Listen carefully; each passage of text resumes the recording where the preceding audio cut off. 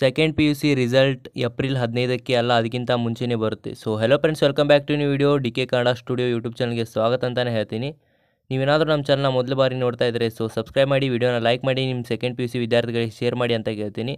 ನಿಮಗೆಲ್ಲರಿಗೂ ಒಂದು ಡೌಟ್ ಇದ್ದೇ ಇರುತ್ತೆ, ಏಪ್ರಿಲ್ 15ಕ್ಕೆ ನಿಮ್ಮ ರಿಸಲ್ಟ್ ಇದೆ ಅಂತ ಹೇಳ್ತಾಯಿದ್ರು. ಏಪ್ರಿಲ್ 26ರಿಂದ ನಿಮ್ಮ ಇವ್ಯಾಲ್ಯೂಯೇಷನ್ ಸ್ಟಾರ್ಟ್ ಆಗಿದೆ ಅಂತಲೇ ಹೇಳ್ಬೋದು. ಇವ್ಯಾಲ್ಯೂಯೇಷನ್ ಬೇಗ ಆಗೋ ಕಾರಣ ನಿಮ್ಮ ರಿಸಲ್ಟ್ ಕೂಡ ಮತ್ತೆ ಬೇಗ ಬರೋ ಚಾನ್ಸಸ್ ಇದೆ. ಅದಕ್ಕೆ ಈ ವಿಡಿಯೋದಲ್ಲಿ ನಾನು ನಿಮಗೆ ಫುಲ್ ಇನ್ಫಾರ್ಮೇಷನ್ ಹೇಳ್ತೀನಿ, ನಿಮ್ಮ ರಿಸಲ್ಟ್ ಯಾವಾಗ ಬರುತ್ತೆ ಏನು ಅಂತ, ನಿಮ್ಮ ಇವ್ಯಾಲ್ಯೂಯೇಷನ್ ಯಾವಾಗ ಮುಗಿಯುತ್ತೆ, ಅಪ್ಡೇಟ್ ಆಗೋಕ್ಕೆ ಎಷ್ಟು ಟೈಮ್ ಬೇಕು ಎಲ್ಲ ಸಂಪೂರ್ಣವಾಗಿ ಹೇಳ್ತೀನಿ. ವಿಡಿಯೋನ ಫುಲ್ಲಾಗಿ ಸ್ಕಿಪ್ ಮಾಡದೆ ನೋಡಿ ಅಂತ ಕೇಳ್ತೀನಿ.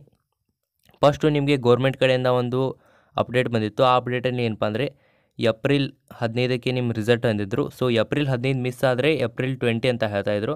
ಆದರೆ ಈಗ ಇವ್ಯಾಲ್ಯೂಯೇಷನ್ ನಡೀತಿರೋ ಸಿಚುವೇಷನ್ ನೋಡಿದ್ರೆ ನಿಮ್ಮ ಇವ್ಯಾಲ್ಯೂಯೇಷನ್ ಏಪ್ರಿಲ್ 8 ಅಥವಾ 9ನೇ ತಾರೀಕಿಗೆ ಮುಗಿಯೋ ಚಾನ್ಸಸ್ ಇದೆ ಅಂತಲೇ ಹೇಳ್ಬೋದು. ಯಾಕಪ್ಪ ಅಂದರೆ ಸ್ಪೀಡ್ ಇವ್ಯಾಲ್ಯೂಯೇಷನ್ ಆಗ್ತಾಯಿದೆ. ನಿಮ್ಗೆ ಇನ್ನೊಂದು ಏನಪ್ಪ ಅಂದರೆ ಅಪ್ಡೇಟ್ ಆಗೋಕ್ಕೆ ಟೈಮ್ ಕೇಳ್ತಾಯಿದ್ರಿ.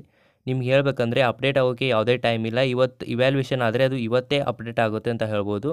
ಆ ಕಾರಣ ನಿಮ್ಮ ರಿಸಲ್ಟ್ ಏಪ್ರಿಲ್ 12ಕ್ಕೆ ಬರೋ ಚಾನ್ಸಸ್ ಜಾಸ್ತಿ ಇದೆ.